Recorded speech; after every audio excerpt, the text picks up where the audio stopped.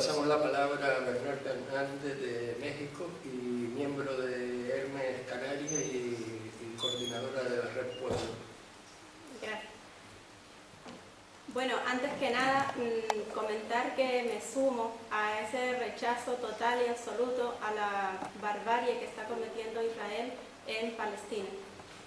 Segundo, quiero comentarles que para esta intervención he contado con la participación de una compañera, amiga.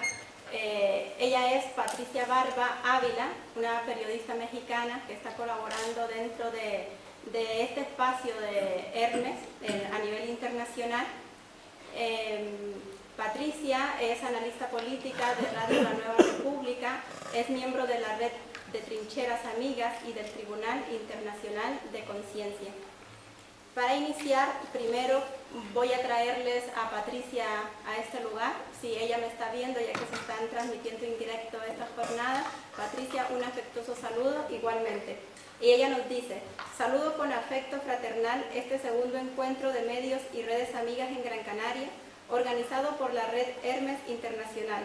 En este hoy que vivimos, nunca fue más fundamental la acción solidaria y concertada de todos los que aspiramos a la completa erradicación del saqueo conocido como neoliberalismo, para dar paso a un sistema esencialmente humanista y respetuoso de la dignidad humana y del entorno.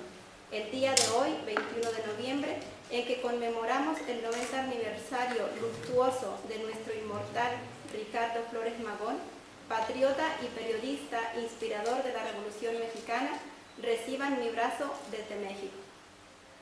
Una vez que tenemos aquí a Patricia de esta manera, voy a contextualizarles muy brevemente la realidad de nuestro país. México tiene alrededor de 115 millones de personas, una población indígena de 13,7 millones, 62 pueblos indígenas reconocidos en la Constitución. Alcanza el 81% de la población en condiciones de pobreza, donde solo el 19% vive en condiciones adecuadas. Ocupa el segundo lugar en desigualdad entre los países de la OCDE, solo por detrás de Chile, con un coeficiente de Gini, medida de la desigualdad, del 0,48. Alrededor de 11 millones de mexicanos y mexicanas en situación de pobreza extrema, entre los que se encuentran muchas poblaciones indígenas pequeñas de los estados de Oaxaca y Guerrero, situación que se ha recrudecido en los últimos años. Un país que ha sufrido las políticas del neoliberalismo internacional aplicado desde los 80 en América Latina, África y Asia, y por ende ha sufrido el deterioro progresivo e intencionado del sector primario, con su evidente consecuencia, la pérdida de soberanía y agudización de la pobreza. Neoliberalismo que se reforzó con el Tratado de Libre Comercio de América del Norte a partir de 1994. El tratado que también podemos llamar de la libre colonización, mediante el que nuestro país puede exportar todo lo que no produce e importar todo lo que sí puede producir. Los resultados de estas prácticas son 30 años sin crecimiento económico, como así lo denuncia el candidato de la esperanza en nuestro país, Andrés Manuel López Obrador. Un destrozo económico neoliberal que ha reducido la actividad económica a unos 3 sectores económicos desde donde proceden la mayoría de las personas cotizantes. El alza del empleo informal, 13,7 millones de personas que representan el 29,1% de la población ocupada. Un estado de violencia y crimen organizado que se combate desde los métodos imperialistas fracasados en países hermanos como Colombia, que consisten en militarización en lugar de atacar las causas desde sus consecuencias, esto es, la enorme brecha de desigualdad entre enriquecidos y empobrecidos. Militarización que esconde la intención de una limpieza ideológica, expresión de una política represiva y antidemocrática. Pero nuestro México es tierra de lucha y resistencia. Como forma de denuncia del neoliberalismo y las nefastas consecuencias de la globalización, nació en 1994 el Ejército Zapatista de Liberación Nacional, justo cuando entraba en vigor el Tratado de Libre Comercio de América del Norte. Para entonces ya habían pasado 14 años de políticas neoliberales con nefastas consecuencias.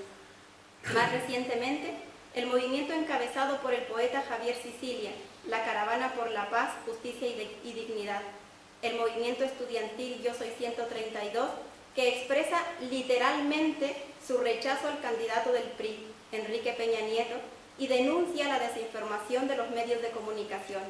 Además de estos movimientos, muchas otras formas de resistencia política que ya llevaron al triunfo al candidato de las izquierdas, Andrés Manuel López Obrador, en estas últimas elecciones y en las anteriores, quien estaría ya llenando de semillas de bienestar y futuro a nuestro México si no fuera por el robo electoral y el uso de estrategias manipuladoras en las que juegan un papel determinante los medios de comunicación, para imponer a toda costa al candidato de la oligarquía. Patricia nos comenta sobre el mapa de los medios de comunicación en México, la existencia de una enorme concentración y desigualdad en el acceso a los medios de comunicación y el dominio casi total del duopolio Televisa y TV Azteca. Escuchábamos cómo René nos comenta que en Bolivia se puede hablar de 4 grupos, de un oligopolio por lo menos. En México tenemos solo 2, que controlan prácticamente toda la comunicación. Por décadas, nos señala la compañera, y en completa violación a los artículos 6, 7 y 27 de la Constitución, estas 2 empresas han actuado como duopolio al servicio de los poderes fácticos, en especial Televisa, que es la patrocinadora del priista Enrique Peña Nieto, candidato a la presidencia en el pasado proceso electoral, y que bien lo llamaba López Obrador, igual que a Felipe Calderón, los candidatos de los medios de comunicación. En las pasadas elecciones, el papel que jugaron estos medios fue determinante para imponer a Peña Nieto, un alfil del cártel financiero internacional. Sin la existencia de Televisa, difícilmente Peña hubiese ganado la elección. Lo anterior, aunado al hecho de que nuestro país es uno de los más peligrosos del mundo para los comunicadores independientes, llegando incluso a ocupar el primer lugar. Desde el 2006, al menos 45 periodistas, escritores y blogueros han sido asesinados o han desaparecido, la mayoría en el transcurso de su trabajo. Para situar la grave situación de pobreza y enorme desigualdad que sufre nuestra gente, y relacionando esto con los medios de comunicación, Patricia nos dice: la frase pronunciada por el soldado del PRI y del presidente Emilio Azcárraga Milmo, el tigre, mandamás de Televisa ya fallecido, que dibuja en toda su magnitud el papel de esta televisora es: soy un soldado del PRI y del presidente. Yo hago televisión para jodidos, porque México es un país de jodidos, para que se hagan una idea. La compañera señala que desde 1982, con el regreso de Salinas de Gortari, inició el permanente desmantelamiento de la planta productiva nacional y el deterioro de la economía, a través de un instrumento mortífero, el Tratado de Libre Comercio de América del Norte, el vehículo para canalizar los recursos del país hacia los bolsillos de las transnacionales. Le consulté sobre la connivencia de los medios de comunicación con organismos internacionales y gobiernos imperialistas, y Patricia nos contestó: creo que la connivencia ocurre entre medios y gobiernos imperialistas porque en esencia responden a los intereses de un minúsculo grupo de potentados concentrados en el Council of Foreign Relations, Consejo de Relaciones Exteriores, es decir, la Comisión Trilateral, presidida, entre otros, por David Rockefeller, el patriarca de este clan criminal, y otros miembros de las 8 familias más poderosas, entre los que están los Rothschild, los Lazar y los Warburg. Este es el gobierno mundial que tiene en Rajoy, Obama, Piñera, Peña Nieto, Hollande, Merkel, Monti y demás a sus secuaces. Ya por último, sobre el mapa de los medios de comunicación alternativos en México, nos señala: creo que los medios alternativos van creciendo en cobertura e importancia, aunque no al ritmo que desearíamos todos para contrarrestar el enorme poder de lo que yo llamo la mediocracia mundial. Pienso, por otra parte, que existe desorganización y falta de coordinación entre los cientos o miles de medios que existimos en la Internet, y eso influye para que no alcancemos, en mi opinión, una mayor eficacia.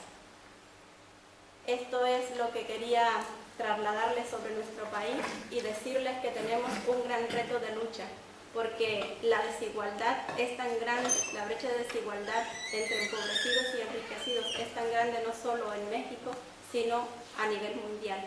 Estamos viviendo una verdadera masacre, estamos viviendo que levantan guerras por ahí sin justificación ninguna, estamos viviendo como millones de personas, aún habiendo suficiencia, seguridad alimentaria, según lo determinara o según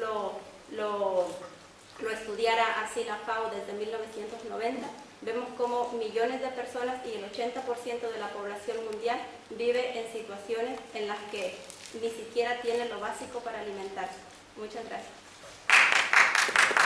Gracias.